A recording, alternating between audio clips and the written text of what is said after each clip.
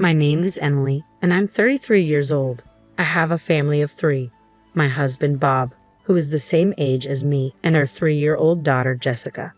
Bob's family runs a tutoring school.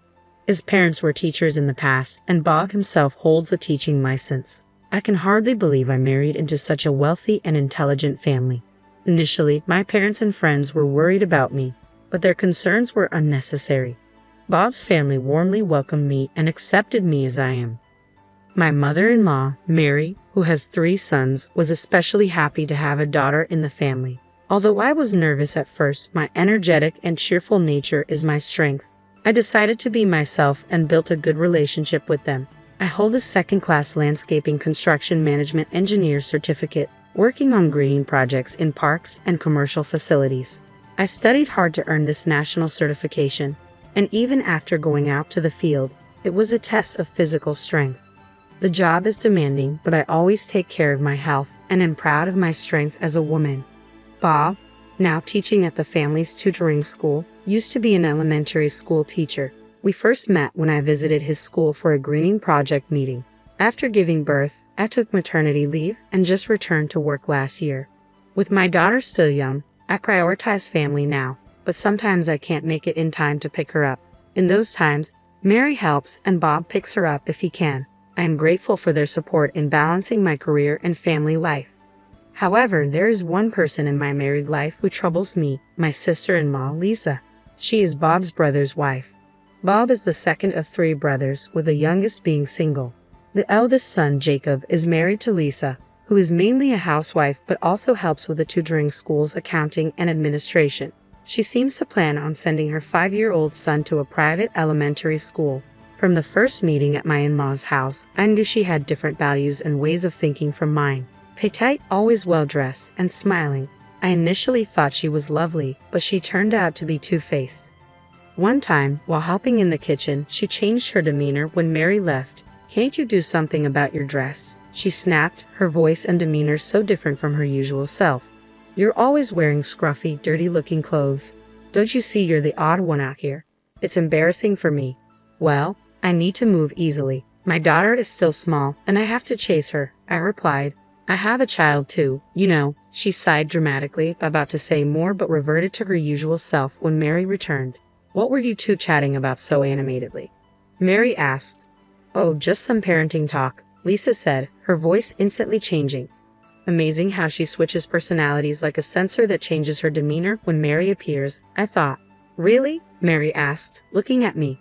"Yes, just talking about our kids," I confirmed. Lisa nodded in satisfaction at my response. I'm not scared of slender Lisa or anything, but I didn't want to make a fuss over such petty remarks or worry Mary unnecessarily. Some of my friends struggle with mother-in-law issues. It's commonly heard that mothers-in-law can be a source of stress. Compared to that, I'm lucky to have a kind mother-in-law who supports my work.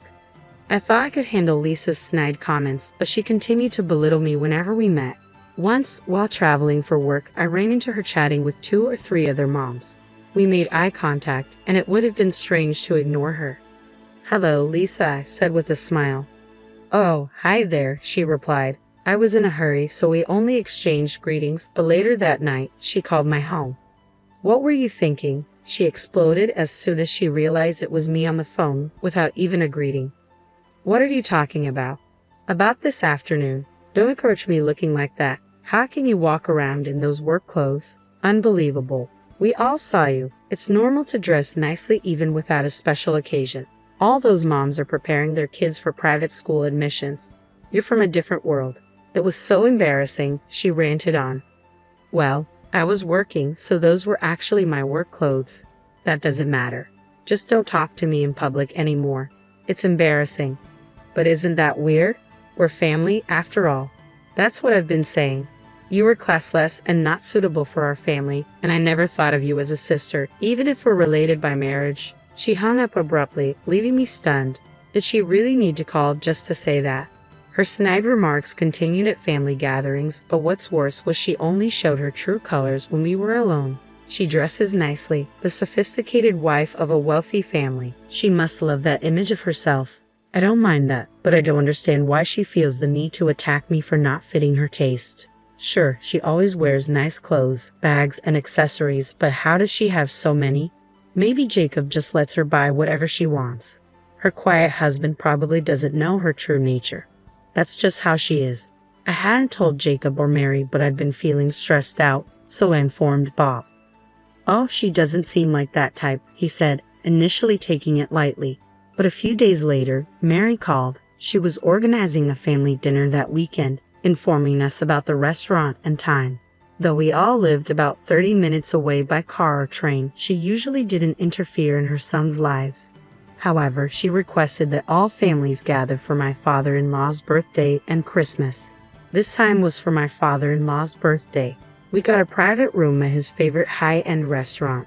It's our first time there as a whole family, but it's really delicious, so look forward to it. "Yes, I'm looking forward to it," I said, excited. I dreaded meeting Lisa, but tried not to let it show. "You sound a bit down. Is work keeping you busy?" Mary asked. "No, I'm fine, really," I replied quickly, trying to reassure her, though my voice might have betrayed some reluctance. "Emily, if there's anything troubling you about our family, you can tell me," she said gently. "No, there's nothing. Your help with our daughter when I work late is always appreciated. It's not about your family." "Oh, not about my family," she responded, a bit puzzled. I didn't quite understand what she meant, but there was no time to ponder it further as the weekend of the dinner arrived. I resolved to celebrate my father-in-law's birthday with genuine gratitude, and not let sarcastic Lisa ruin the occasion. I arrived early, relieved to find that neither my in-laws nor Jacob's family were there yet. It felt rude to have kept my father-in-law waiting, and arriving early meant less time with Lisa. Soon after, Jacob's family arrived. "Hello, long time no see, Emily," Jacob greeted me. "Hello, Jacob. It's been a while," I replied, exchanging polite greetings. As Bob and Jacob started chatting, Lisa approached me, looking me over from head to toe before letting out a sigh. "What's with that outfit? You should dress better for a high-end restaurant like this." "How many times do I have to tell you?" she whispered, her usual insults cutting through the air. Why did she have to say that on such a happy occasion? I forced a smile and responded, "I chose a dress today, considering the occasion. Is it odd? It's not a high-end brand, but I can't believe you chose to wear such cheap things. With your square shoulders, the dress doesn't suit you. And you're only wearing your wedding ring. Bare nails and rough hands too," she continued. "My work doesn't allow for manicures. Aren't your long nails inconvenient for housework?" I countered, keeping my voice steady. Handling plants and soil often ruins my hands. Not being able to wear nail polish is trivial to me. My muscular physique was a result of my hard work in landscaping, something I was proud of. I was proud of my work, but her mockery made me retort, "What are you saying? I don't do housework." Her voice grew louder, angered by my response. "I can't stand you. Despite my kindness and advice, you never listen to me. You even defy me. I can't be associated with someone as crude as you." She was losing sight of her surroundings in her anger. "Today is a celebration for our father-in-law. Please don't concern yourself with me," I said, trying to stay calm. "You're the one ruining it. You're the one who doesn't fit in this family. I've been saying this. I can't dine with someone so shabby. You go home." "What? Why should I go home? This is Mary's event, and you're the one causing a scene," I replied, standing firm. "I'll address your concerns about me later. I have things to say too, but not now." "Why are you talking back to me? Leave? Didn't you hear? Better yet, get out of this family altogether," Lisa demanded, her voice rising. Just as Bob approached in response to her raised voice, it happened. "The one who should leave is you," came a calm yet authoritative voice. The door of the private room smoothly opened, and Mary quietly entered. Though she was a lady, her entrance was reminiscent of a samurai ready to deliver judgment. Who would be the one to be cut down with her sword of words? Of course, it wasn't me. Next, my father-in-law and Daniel, the youngest son, entered, and then Mary closed the door. "Oh, Mary, Paul." Lisa, who had been heated up, seemed to remember where she was and what kind of gathering this was. She opened and closed her mouth, unable to continue her words smoothly. "What did you say just now? Anyway, everyone please sit down," Mary said in a calm voice, but with an undeniable force that everyone obeyed. The unspoken lines of one mocking someone's job. Plenty of indecent sarcasm and the ugly daughter-in-law of this world replayed in my mind, capturing the atmosphere. It seems we have to talk before the birthday party. Honey, sorry about this, Mary said to my father-in-law, who nodded in agreement. Then Mary turned to face Lisa. So, Lisa, what were you saying to Emily? Even my mother-in-law, who is usually as gentle as the Virgin Mary, showed a surprising edge when needed. Lisa stammered, No, I was just saying I'm looking forward to today's meal. I must have bad ears lately. I thought I heard get out. No, that was just... We had a little argument. It was a joke. I didn't mean get out. Lisa tried to control her emotions, forcing a smile as usual. An argument. What was the reason? It seemed like you were the one doing all the talking. Since when have you been bullying Emily? Mary's eyes bored into Lisa, making it clear she had heard everything from the corridor. Bullying? No, I was just advising her on manners and clothing as a senior daughter-in-law of this family. It didn't seem like advice. After all, everyone is free to wear what they want as long as it's not disrespectful. Emily wasn't dressed oddly at all, but wearing non-branded clothes to such a fancy restaurant and her makeup and accessories being so plain. Lisa trailed off, clearly flustered. Mary sighed. Lisa, we don't judge people based on their clothes or accessories. We judge them by their character. And I think Emily's character speaks volumes more than any brand name could. The room fell silent, and the weight of Mary's words lingered. I thought it'd be embarrassing for you, Mary and Paul. Enough already, Lisa retorted. Oh, Mary scolded, and I involuntarily shrank my shoulders along with Lisa. The husbands and father-in-law, knowing how scary she can be when she's angry, didn't seem surprised. They were busy taking care of the children, showing them picture books and talking to them. The one who should be embarrassed is you, Lisa, Mary continued. What? Lisa looked taken aback. I noticed something was off when you two were together here. At first, I thought you were talking amicably. We were just talking normally, weren't we? Lisa glanced at me with different eyes, but I didn't meet her gaze. Let me tell you, Emily never tattled to me. You could have changed your attitude, but instead, you escalated things, Mary said, her voice firm. Lisa was becoming flustered, but Mary pressed on. Also, you always wear beautiful clothes and have many bags. Yes, I always make sure I'm presentable wherever I go, Lisa stammered. Where does the money for all that come from? Mary asked, catching Lisa off guard. Lisa froze. Well, of course, she began, but Mary interrupted. You help out with the accounting and administration of the tutoring school, and of course, you get paid for that. Even if my son said you could use that money freely, it doesn't seem enough for all those brand clothes and bags. Well, that's because, Lisa tried to explain. Are you using the household money as you please for your own desires? Mary questioned, her tone sharp. No, that's not, Lisa protested. It's true then. That makes sense, Mary concluded, crossing her arms. I was also curious about where the money was coming from. I had thought Jacob was just generous, but maybe he just left the household finances entirely to you. Still, he should have checked a bit more, don't you think? Maybe he trusted you because of your performance as a good wife. But that makes me feel sorry for Jacob. Lisa looked down, unable to respond. Spending money like water and talking about private school exams. You've been saving properly for your son's education, haven't you? You're not expecting us to pay for it, are you? Of course not, but he is one of your adorable grandchildren, after all, Lisa muttered. True, and we do love our grandchildren. We'd like to help with educational funds, Mary acknowledged, her voice softening slightly. When necessary, that's right, isn't it? You get that if you leave our house, Mary stated firmly. What? No, Mary, there's no need for that. I apologize for telling Emily to leave. Lisa's tone was suddenly contrite. Emily, she continued, using my name for the first time, you'll forgive her, right? We're sisters after all. Sisters, I replied, keeping my voice steady. Only as long as you're my brother's wife. Shall I repeat what you said?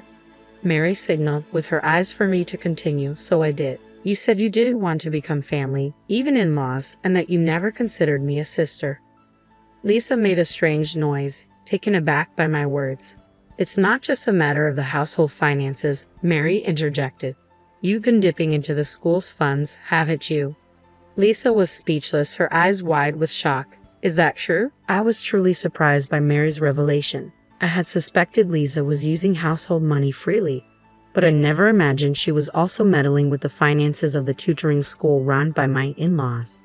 It seems you were clever enough not to get caught, so it took a while to figure it out, Mary continued. Charlie, who has been doing our accounting for years, you deceived him too, didn't you? Lisa turned pale. The gifts for the teaching material suppliers and the thank you gifts for the teachers who conduct seminars. We trusted you with such shopping, but the amounts on the receipts gradually increased, as did the frequency. You said things like, I was told to give it as a birthday present, or I was asked by Bob or Mary. That's not true, Lisa exclaimed, her voice faltering. What are you talking about? Giving department store items other than confectionery as gifts, something we never did before. But we trusted you because you were our daughter-in-law. The lunch expenses for taking part-time teachers out, you were actually using them for lunches and tea with your mom friends. Mary's tone was cold and unyielding. The questionable receipts gradually increased, and finally, Charlie came to consult us. Even before that, my son had noticed and started investigating. You betrayed everyone's trust for you. Dressing up seems to be the most important thing to you. No, it wasn't me, Lisa said, her voice faint. She looked at Jacob for support, but he only gave her a cold stare. If what's been said is true, that's only natural. Emily is the opposite of you. Sure, she's a bit indifferent to fashion, but she puts her family and work first, putting herself second. You mocked her job without really understating it, but being a landscape construction manager is an impressive qualification. She must have studied hard to earn it. As I listened, I felt a sense of relief seeing Lisa get a taste of her own medicine. Mary's sudden praise for my efforts caught me off guard and made me emotional. She's a person with determination, so I thought if she wants to continue her job, we should respect that. Have you ever seen her work? Unbothered by dirt or mud on her clothes and hands, working with such vigor, would you mock such a person?